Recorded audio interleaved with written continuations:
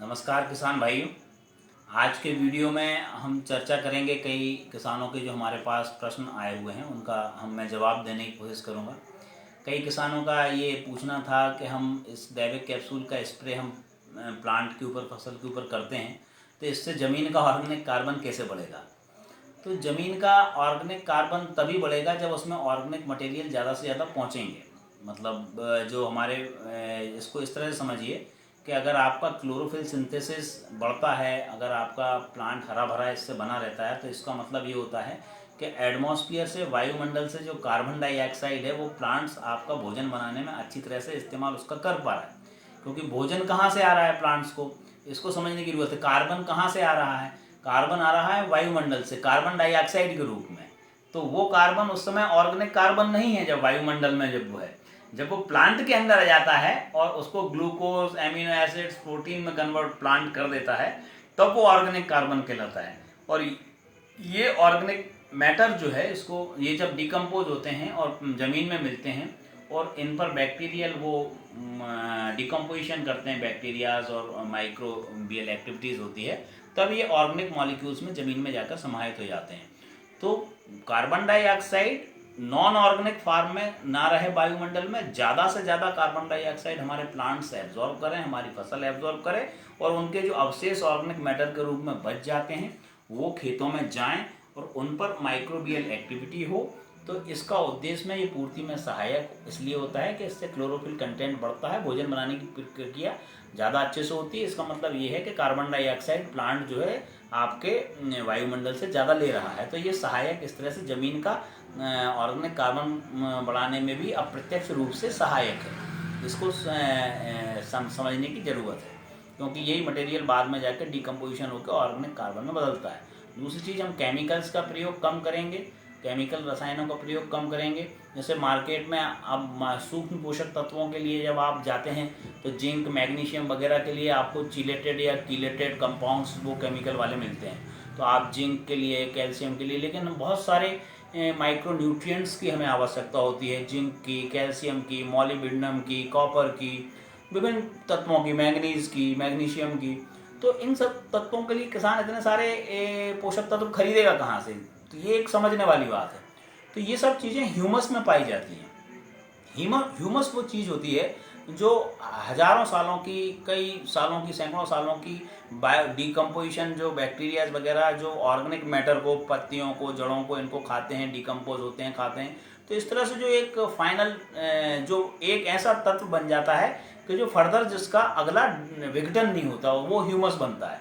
और वही उसी के जो मॉलिक्यूल्स, ह्यूमिक सब्सटेंसेस जो रहते हैं, वो ज़मीन की उर्वरक क्षमता में और ज़मीन को विभिन्न पोषक तत्वों को संग्रहित करने में महत्वपूर्ण भूमिका निभाते हैं। तो एक तो दैविक कैप्सूल्स का प्रयोग करने से, इसको हमने नेचुरल ह्यूमिक मटेरियल से बनाया हुआ है, तो इसमें नेचुरल पोषक तत्व आ पाएँ या नहीं आ पाए, इसके भी अलग अलग तरीके हैं। जो लोग बाहर से प्रोडक्ट मंगाते हैं, चाइना से, ऑस्ट्रेलिया से जो इंपोर्ट जनरली हो रहा है, वो पोटेशियम ह्यूमेट है, वो केमिकल ट्रीटमेंट वाला है। उसको पोटेशियम हाइड्रोक्साइड से ह्यूमस सब्सटेंस का ट्रीटमेंट करके वो भेज रहे हैं पाउडर के रूप में या दानेदार के रूप में। तो जहाँ चूँकि पोटेशियम बहुत ही रिएक्टिव धातु है कई अन्य तत्वों से, अन्य धातुओं से, तो वो उन बाकी जो ह्यूमस में जो माइक्रो न्यूट्रिएंट्स रहते हैं उनको डिप्लीट कर देती है, वो उनको हटा देती है, वो खुद जुड़ जाती है। तो एक तो केमिकल प्रोसेस उसमें इन्वॉल्व हो गया, एक जुड़ गया कि पोटेशियम हाइड्रोक्साइड का ह्यूमस मटेरियल से ट्रीटमेंट कर दिया। तो हम ऐसा कुछ नहीं करते हैं, हम अपने नेचुरल तरीके से एक्सट्रैक्शन प्रोसीजर से ह्यूमन मटेरियल को कंसंट्रेट करते हैं, जिससे इसका ऑर्गेनिक कार्बन कंटेंट बढ़ जाए।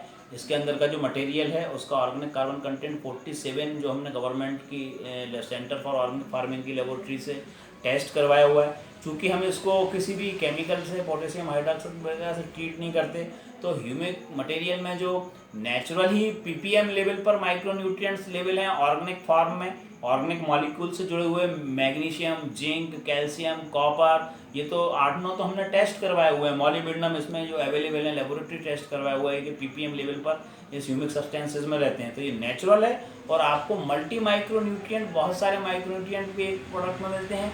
और जो ज़मीन में ऑर्गेनिक मॉलिक्यूल्स कम हो रहे हैं, तो वो ऑर्गेनिक मॉलिक्यूल्स भी इसमें साथ में हैं, तो वाटर होल्डिंग कैपेसिटी बढ़ती है, प्लांट का क्लोरोफिल कंटेंट बढ़ाने में सहायता करता है, वाटर होल्डिंग कैपेसिटी बढ़ाने में सहायता करता है। प्लांट को बहुत सारे सूक्ष्म पोषक तत्व मिल जाते हैं तो उसका जो ओवरऑल डेवलपमेंट है, प्लांट अपने ऑप्टिमम लेवल पर परफॉर्म करता है। इसके हमने कई चमत्कारिक परिणाम देखे हैं। पूना, अहमदनगर के किसानों ने गर्मियों में पानी की कमी की समस्या से गन्ने के किसान जूझ रहे थे, उन्होंने इसका स्प्रे किया तो उनको पहले तो आश्चर्यजनक लगा कि इतने से मटेरियल से क्या होगा, लेकिन सूक्ष्म पोषक तत्वों का रोल ही ऐसा है तो वो आश्चर्यचकित रह गए। उनकी गर्मियों की फसल इसके प्रयोग से बच गई। महाराष्ट्र के कई किसानों की, बेलगांव कर्नाटक में भी ये गया, इस तरह से गर्मियों में यूज़ किया। या गर्मियों के अलावा भी किसान गन्ने की फसल, कई किसानों ने महाराष्ट्र में सिर्फ इसी से ले रहे हैं, केमिकल फर्टिलाइजर ही उन्होंने बंद कर दिया और उनका टनेज भी अच्छा आ रहा है और लागत भी उनकी कम हो गई है। तो वो टनेज और लागत अगर कम हो जाती है तो थोड़ा कम टनेज में भी उनकी प्रॉफिट अच्छी रहती है।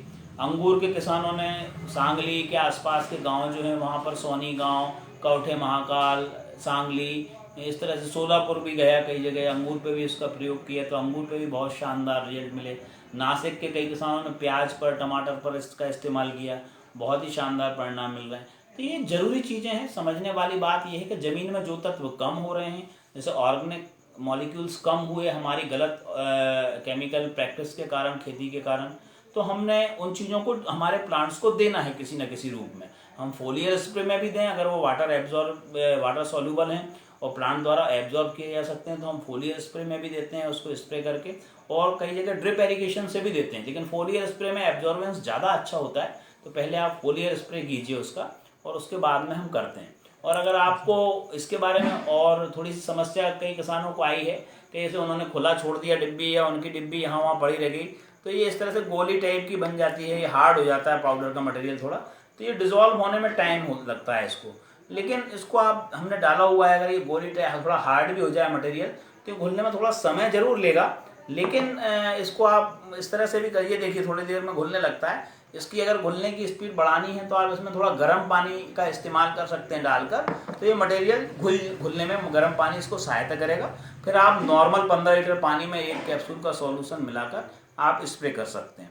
और इसकी हमने बहुत सारे किसानों की वीडियोस, हमारे फेसबुक पेज है SRD Chemi, CHEMI, इस पर बहुत सारे वीडियोस हमने फार्मर्स के भी डाले हुए हैं। मैंने भी अलग अलग तरह से, जिस तरह से भी मैं वैज्ञानिक जानकारी दे सकता हूँ उस तरह से मैंने बताया हुआ है। तो आप इसको देखिए और आप इस तरह से प्रश्न मेरे से पूछते रहिए, फ़ोन नंबर के द्वारा, फेसबुक के द्वारा, मैं आपके जवाब देने की कोशिश करूँगा। बहुत बहुत धन्यवाद। जय हिंद, जय भारत।